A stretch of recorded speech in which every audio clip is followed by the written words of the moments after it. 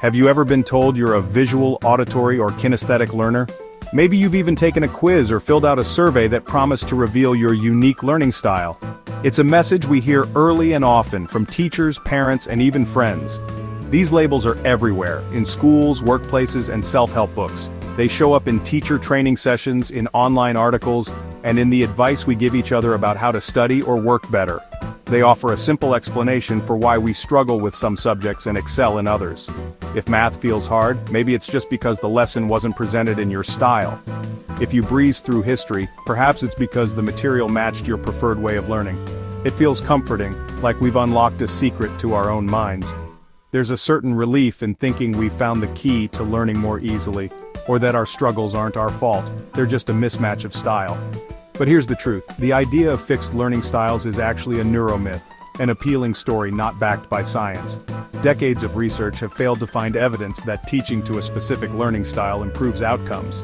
We cling to these labels because they make learning seem less messy, but they can also become convenient excuses for our challenges. It's easier to say, I'm just not an auditory learner, than to wrestle with a tough concept or try a new approach. Think about it, you might prefer documentaries over textbooks, but you've learned plenty from reading too. Our brains are constantly adapting, making new connections, and finding ways to understand information no matter the format. Our preferences are real, but they don't define our ability to learn. In fact, mixing up how we study, using visuals, sounds, movement, and discussion, can actually help us remember and understand more. The reality? Your brain is far more flexible and powerful than any label suggests. You're not limited by a single style. Let's explore why, and how you can unlock your full learning potential. The VAC model, Visual Auditory Kinesthetic, emerged in the 1970s and 80s, aiming to help struggling students. It spread quickly, not because of strong evidence, but because it was easy to understand and market. Teachers loved having a framework, and students liked having a way to talk about their preferences. But there was a problem: no scientific proof.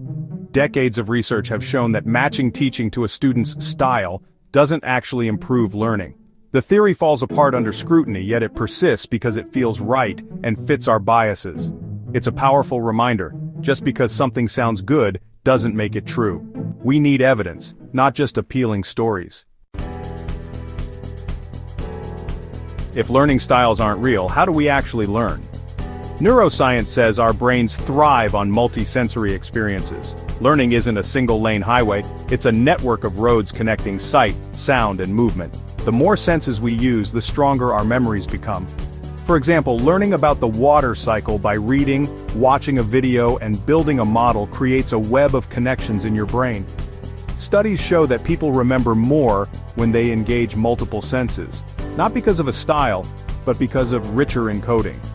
Meaning matters most. We learn best when we connect ideas across different pathways. Everyone learns to ride a bike by doing, not reading. Everyone recognizes faces visually. The best method depends on the material, not a fixed style. Your brain is designed to be a flexible, all-purpose learning machine. Labeling yourself as a certain type of learner creates artificial limits. If you avoid lectures because you think you're only a visual learner, you miss out on valuable information. Real life demands flexibility. Your boss won't cater to your style. Sticking to one method leaves you unprepared for the world's variety. The real failure of learning styles is that they distract from what works. Evidence-based strategies like spaced repetition, self-quizzing, and explaining concepts to others. Don't waste time chasing a myth, build a toolbox of proven techniques. Adaptability is the real key to success. Ditch the label, and unlock your full potential. Meet Alex, a bright and curious student who from a young age was given the label of kinesthetic learner. This meant that teachers and even his parents believed he learned best by moving, touching, and doing things with his hands. In elementary school, this label seemed to fit perfectly. Hands-on projects, science experiments, and group activities helped Alex thrive. He was always the first to volunteer for anything that involved building, creating, or exploring. I loved building models and solving problems with my hands. Whenever I could touch or move things, learning felt natural and exciting. It felt like my teachers understood me. They encouraged me to use my strengths, and I felt confident in my abilities. But as Alex moved into high school, everything changed. Classes became more abstract, There were fewer projects and more lectures, more reading and more note-taking. The learning environment shifted, and suddenly the strategies that once worked for him were no longer enough. Suddenly I struggled. I felt lost in classes where I couldn't use my hands or move around. Homework and tests became overwhelming. I told myself, I can't learn this way. I'm a kinesthetic learner. I started to believe that if I couldn't move, I couldn't learn. Alex's belief became a self-fulfilling prophecy. The more he doubted himself, the harder it became to keep up. He started to feel isolated and discouraged. He avoided note-taking and skimmed texts, convinced he couldn't learn from them. He stopped trying new strategies, sticking only to what felt comfortable. The label that once empowered him became a cage, limiting his growth and making him feel trapped in a single way of learning. My grades slipped and my confidence plummeted. I started to wonder if I'd ever be able to succeed in school again. That's when a guidance counselor stepped in. She challenged Alex's thinking, encouraging him to try multisensory study strategies, combining movement, visuals, and sound to learn in new ways. I started rewriting notes, reading them aloud, and drawing diagrams. I even tried teaching concepts to my friends, using gestures and examples. At first, it was tough. I felt awkward and frustrated, and it didn't come easily. But as I combined seeing, hearing, and doing, things started to click. I realized that learning could be flexible, and I could adapt. Alex discovered that integrating multiple senses made even the hardest subjects understandable. He learned that he wasn't stuck with just one way of learning. I realized I wasn't limited. I just needed to use more of my brain. I could learn in ways I never imagined before. Alex's story shows how labels can trap us, but also how breaking free unlocks new potential. You're not stuck. You're adaptable. No matter what label you've been given, you have the power to grow, change, and discover new strengths within yourself. Alex's transformation highlights the power of multisensory learning. He didn't change his brain, he started using more of it. Your brain is an integrated organ, not a set of isolated tools. Engaging multiple senses weaves stronger, more durable memories. Think of learning like weaving a rope. More threads, more strength. Our brains evolved to combine sensory inputs for survival and understanding. Modern classrooms often isolate learning, but multisensory strategies align with our natural strengths. When you actively transform information by drawing, explaining, or acting it out, you deepen your understanding. Combining senses made learning stick for me. This approach works for everyone, regardless of past labels. It's empowering to know you're not limited. The only style that matters is one that's active, strategic, and flexible. Multisensory learning is the universal key. Ready to try it? Start with the teach-back method. Explain what you've learned to someone else, or even your pet. Teaching forces you to organize, retrieve, and verbalize information, engaging multiple senses. Visualize what you're learning. Imagine scenes, hear voices, create mental movies. For science, picture yourself inside the process. See, feel, and experience each step.